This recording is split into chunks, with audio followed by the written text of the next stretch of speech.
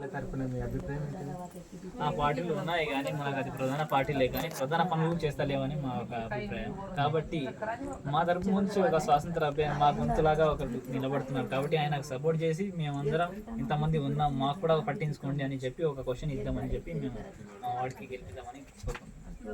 ఇంకొకటి ఇప్పుడు పాండు నాయక్ మీద మీ అభిప్రాయం ఏంటి?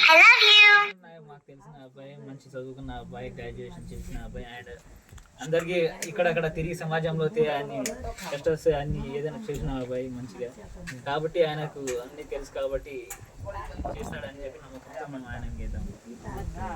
తర్వాత ఇంకొకటి ఏంటంటే ఇప్పుడు ఫస్ట్ మొన్న పాత ఎంపీ తెలుసు కదా, ఆయన పేరు వచ్చేసి రంజిత్ రెడ్డి. ఏ పనులు చేశారు మీ ఊర్లలో కానీ?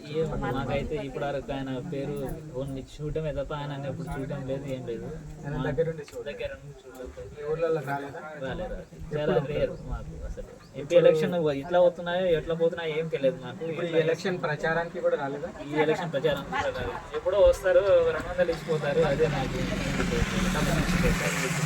ఇప్పుడు మీ మీ ఊర్లో ఇప్పుడు పాటలు నిండా మీరు ప్రచారం చేస్తారు. మీకు ఊరు ప్రజలు కానీ ఊర్లో ఉన్న వాళ్ళు యూత్ కానీ ఎలా సపోర్ట్ చేస్తున్నారు? బాగానే సపోర్ట్ చేస్తున్నారు. ఇప్పుడు మాకు తెలిసిన అబ్బాయి కాబట్టి ఇంకా మనకు గెలిపిస్తే మన పక్కనే చుట్టుపక్కనే ఉండే అబ్బాయి మనకి ఏదైనా చేయగలడని వాళ్ళకు కూడా ఒక కాన్ఫిడెన్స్ వస్తుంది, వాళ్ళకు కూడా ఒక నమ్మకం కలుగుతుంది. ఎక్కడో ఉండే వాడికి గెలిపించడం కంటే మన ఊరు పక్కనే ఇంకో ఊర్లో ఉన్న అబ్బాయి గెలిపిస్తే మనకి ఏదైనా చేయగలడని చెప్పి వాళ్ళ కోసం.